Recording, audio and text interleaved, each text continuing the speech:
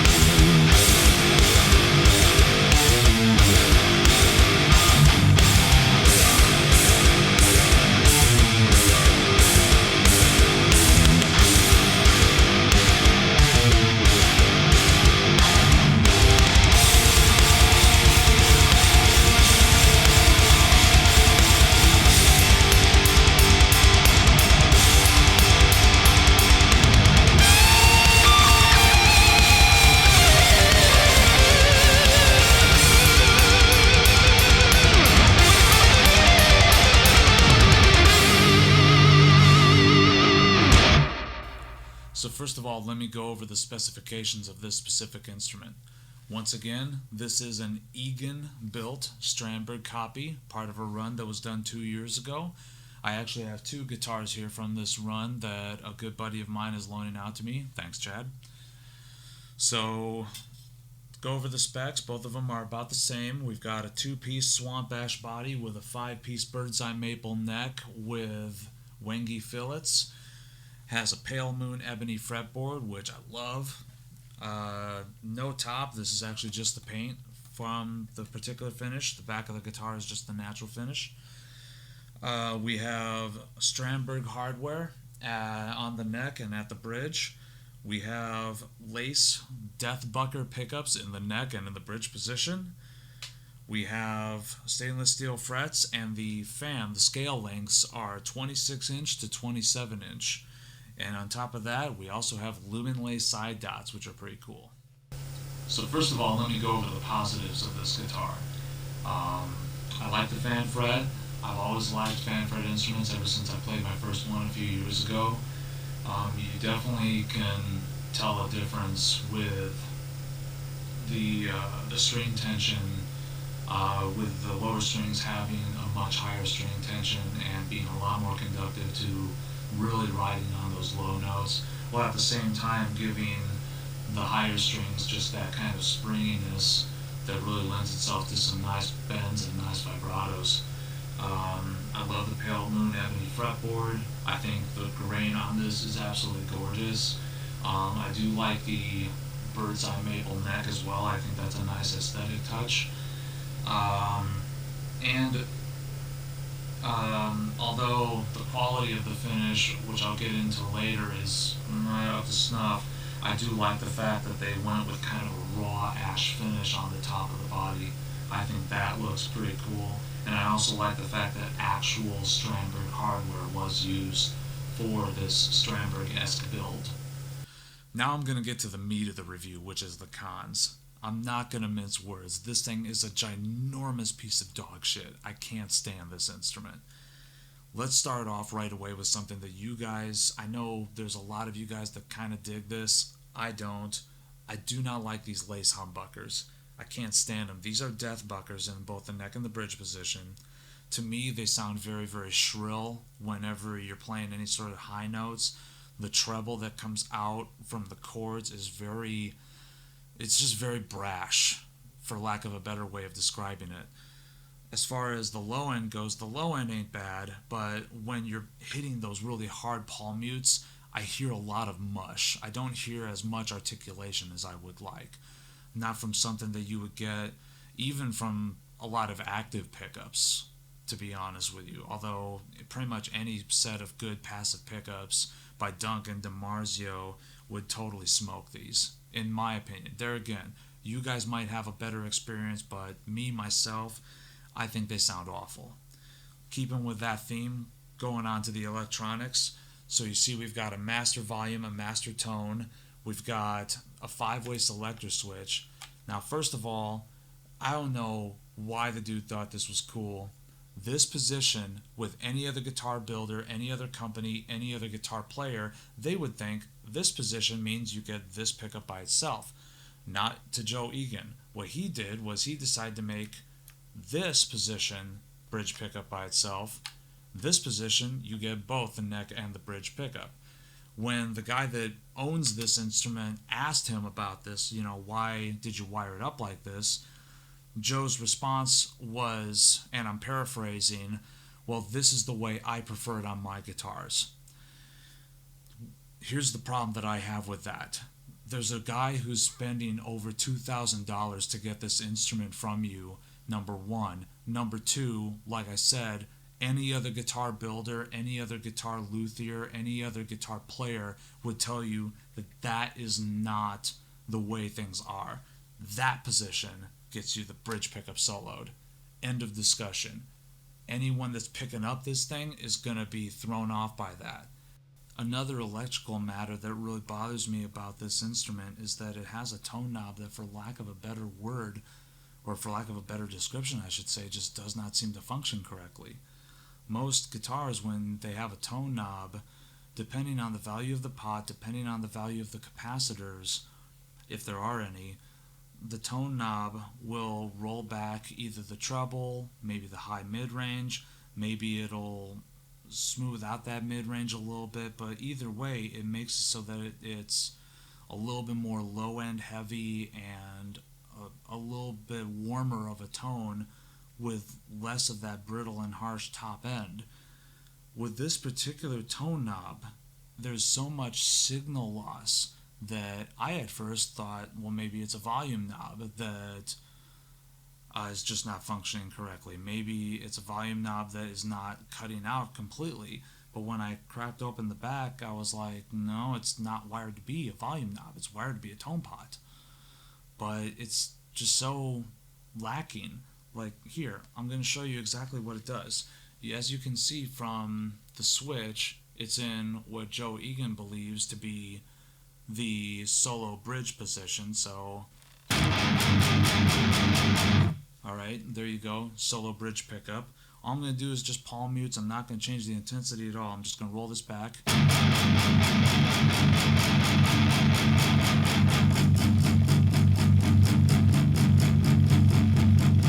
Where the hell did all the signal go?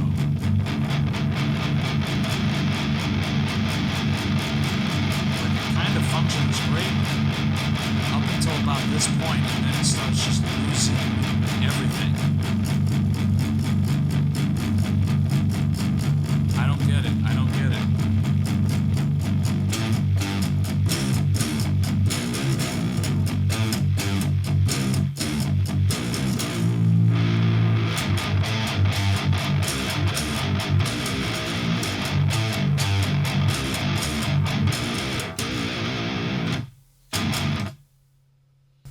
Next thing I want to touch on is just this really, really awful paint masking job that is done to this finish. I mean, from where the natural wood finish meets with this kind of raw black finish that's on the top, it's just really, really spotty. Like, I don't even have any good words to describe it except that this is basic shit. The guy building this should have done a better job of masking this off when he finished this instrument. And I can't even fathom why it was done this shoddily. I really can't understand it. That is super basic stuff, and this slipped through the cracks. Speaking of cracks, you can look at where the neck meets the body here. There's a decent enough gap in between the two, which, I understand that to a certain extent. I understand that not every guitar builder is going to make it so that the neck fits in super duper snug with the body. Whatever. I'm going to let that slide. What I'm not going to let slide is that it just looks so shoddy right there. Like, it's very, very rough. Even to the touch, it's very rough right there. Almost to the point where it looks like it was chipped a little bit when the neck pocket was being cut out. That's something that, it's not just an aesthetic thing. that could lend itself to the actual structural integrity of the instrument. Speaking of integrity, something that really, really bothers me every single time that I pick up a guitar that has this issue: rough fret ends. Now, I can understand if you go to Guitar Center or Sam Ash and you pick some cheap thing off the wall that's manufactured overseas by a really, really big guitar brand, and this is their kind of cheapy or middle of the road instrument, and the quality control's not so great because who cares? It's a $400 or $500 guitar anyway. I can let that slide. I cannot let it slide when you pay over $2,000 for an instrument. Hell, when you pay over $1,000 for an instrument, rough fret ends, it's just inexcusable. It really is. Like, if you could see my hands right now, I'll show a picture, but if you could see how rough they are just from sliding up and down the neck when I was just recording this song that you heard at the beginning of the video, I mean, it's really, really inexcusable that whoever's paying over $2,000 for this instrument should have to file down the fret edges themselves. I mean, I don't know the specifics with regards to the run that this was a part of. I don't give a shit. And I'm sick and tired of hearing certain builders or certain patrons of certain builders claiming, well, you know, they're a startup manufacturer, or, well, this was part of a run and there was so many in the run, so in order to keep costs down, blah, blah, blah, blah, blah, blah, blah. Fret edges should not be razor fucking sharp on a guitar over $2,000. Bar none, end of story. If you don't like it, go to your little forum, but you are incorrect.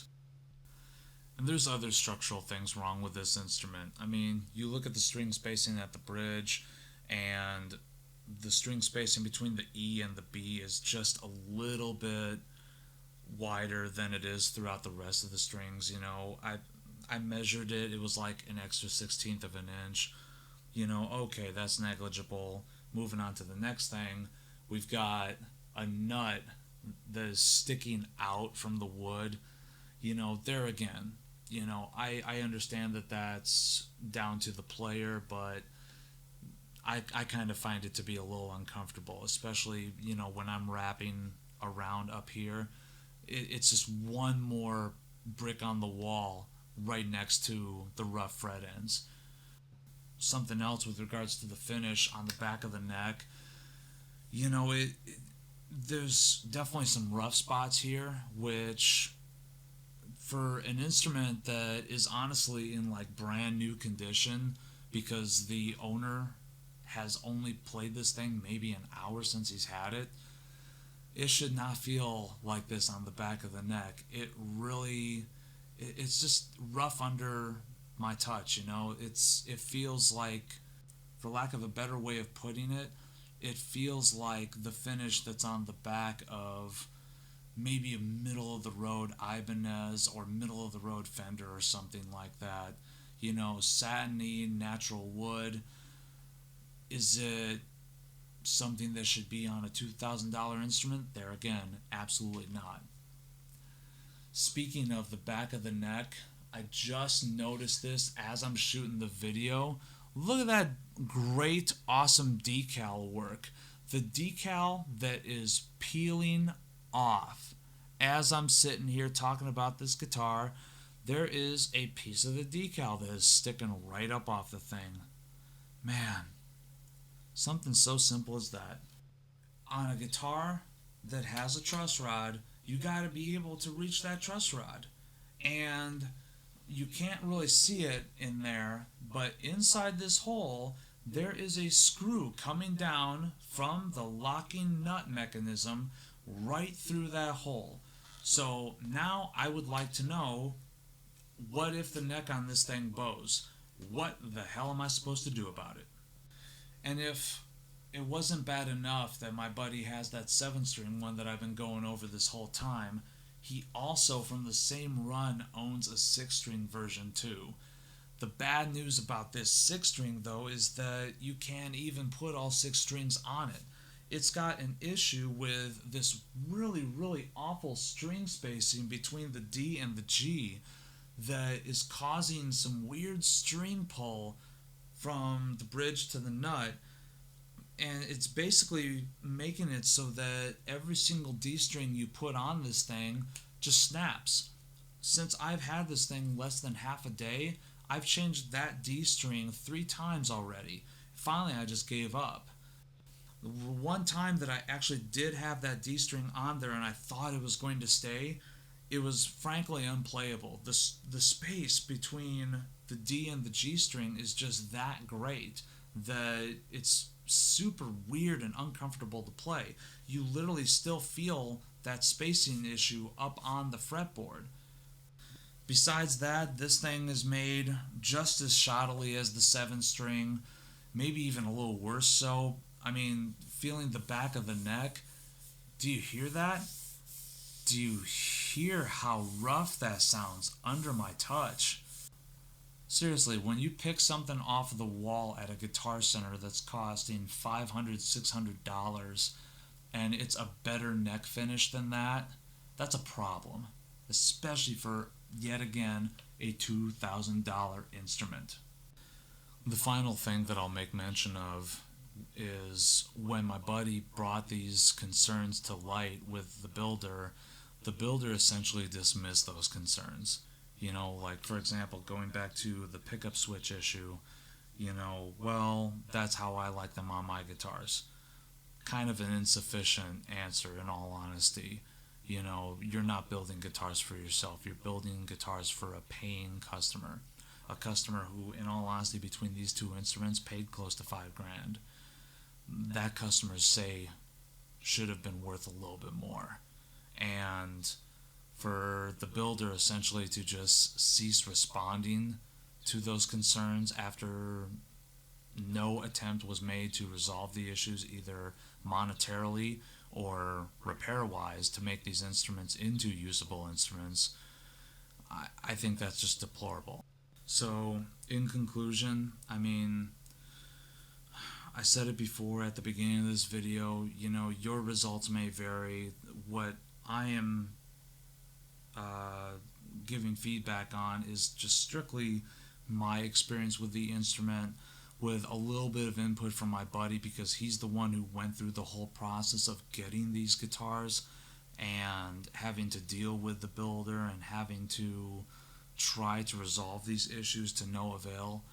I know from basically my little experience that I've had with it, I would not feel comfortable ordering an instrument from Joe Egan, nor would I feel comfortable ordering an instrument for any of the brands that he ghost builds for, which that's a scary proposition to know that at this point, knowing that these things are branded as Egan custom guitars, they have his own name on them, and he won't even build these to a good level of quality, to a passable level of quality, to a playable level of quality.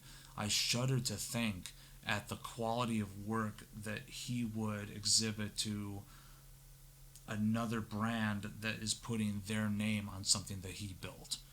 That's just it's scary. It's just downright scary to me. So, you know, I can only report the facts based upon what I know, based upon what I've seen, based upon what I've played, and I can say that this guitar is an absolutely horrible waste of wood. So thank you so much for watching this review. There's going to be more reviews and demos and all sorts of stuff to come.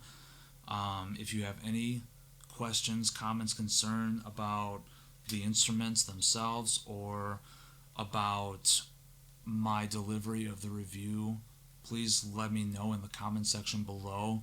I'm actually looking very, very forward to hearing from you because I don't really do a lot of demo / review videos, so any feedback you can give me on how to make a better one, I'm looking very, very forward to that.